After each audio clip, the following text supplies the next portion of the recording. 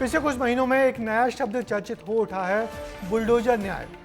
मगर आज इस शब्द पर सुप्रीम कोर्ट ने राज्य सरकारों को जमकर फटकारा। कोर्ट ने आरोपियों के घरों को बुलडोजर से गिराने की कार्रवाई के बढ़ते ट्रेंड को सुप्रीम कोर्ट ने बुलडोजर न्याय नहीं बल्कि अन्याय ठहराया। कोर्ट ने साफ कहा कि अगर कोई किसी केस में दोषी भी साबित हो जाए तो उसका घर नहीं गिराया जा सकता।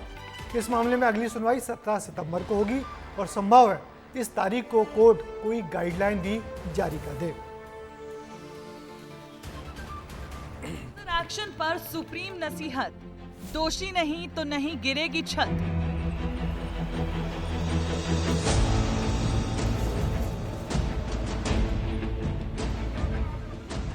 बुलडोजर कार्रवाई हर राज्य में अब ट्रेंड बन चुका है।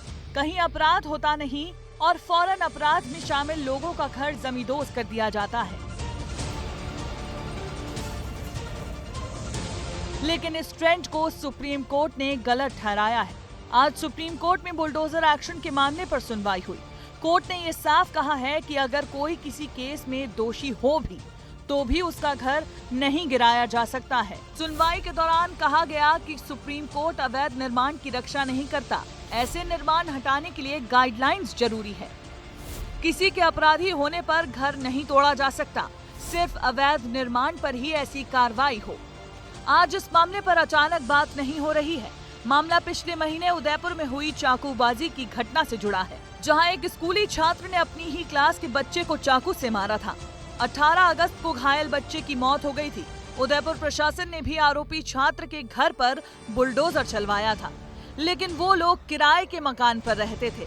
ऐसे में मकान मालिक ने सुप्रीम कोर्ट का रुख किया।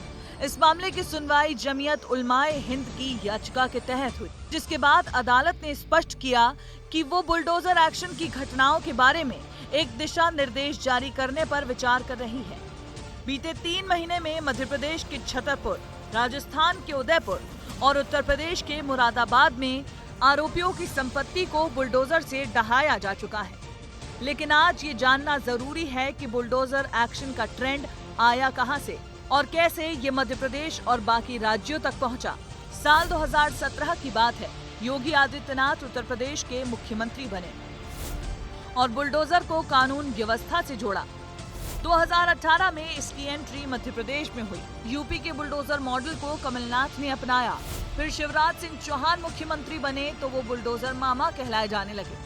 हाल ही में मध्य प्रदेश के छतरपुर में थाने पर पथराव करने वाले आरोपियों के घर पर भी बुलडोजर चलाया गया, जिसके बाद प्रदेश में खूब सियासत हुई। कांग्रेस ने सवाल उठाए कि संविधान की शपथ लेने वाली सरकारों का ये कैसा न्याय है। वहीं बीजेपी सरकार ने अपना रुख साफ किया कि जो कानून का उल्लंघन करेगा, कानून अपना रास्ता जरूर बनाएगा। सुप्रीम कोर्ट का धन्यवाद जिन्होंने इस बात का संज्ञान लिया, क्योंकि मध्य प्रदेश की सरकार हो या जहां जहां भारतीय जनता पार्टी की सरकार हो, ये पूर्वाग्रह से ग्रसित होकर के कदम उठा रही थी। रात में घटना होती है, सुबह बुलडोजर चला दिया जाता है। अपराध सिद्ध करना न्यायालय की जिम्मेदारी है और न्याय को अपने हाथ में लेने का काम सरकारें कर रही थी। देखिए, माननीय उच्च न्यायालय की ओर से अगर कोई निर्णय दिया गया है तो उसका सदैव सम्मान किया जाता है। हम विपक्षी पार्टियों जैसी मानसिकता नहीं रखते हैं कि अदालत को भी कभी राजनीतिक विषयों में पार्टी बना दें। जो सबसे महत्वपूर्ण विषय है, मध्य प्रदेश की सरकार ने सदैव न्यायप्रियता के साथ इस प्रकार के निर्णय लिए हैं।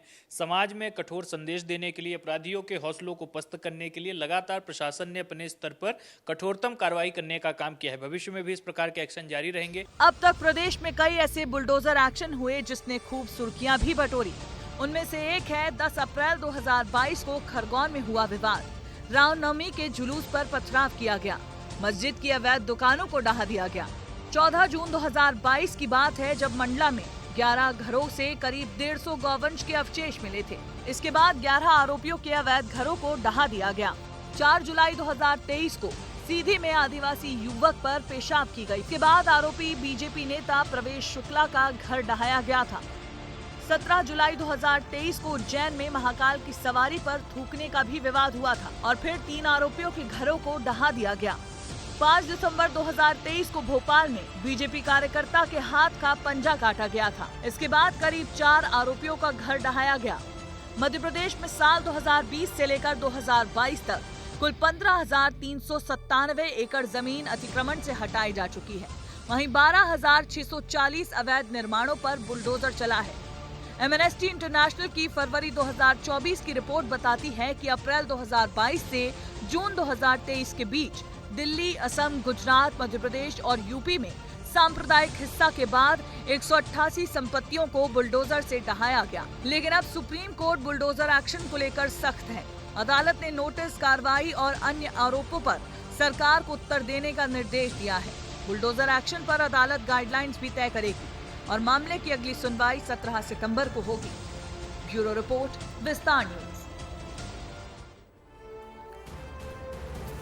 दरअसल तात्कालिक और त्वरित न्याय का प्रतीक बन गया है आरोपियों के घरों पर बुलडोजर चलाना। मगर हमें यह समझना होगा कि हमारे देश की कानून व्यवस्था में तत्काल न्याय का कोई कॉलम ही नहीं है। यहाँ तो केसों में होने वाली लंबी सुनवाई का मकसद यही होता है कि कई गुनाहगार छूट जाएं मगर कोई बेगुनाह ना फंसे। उम्मीद की जानी चाहिए अगली सुनवाई में देश की सर्वोच्च अदालत बुलडोजर कार्रवाई पर किसी प्रकार से रोक की कोई घोषणा करेगी।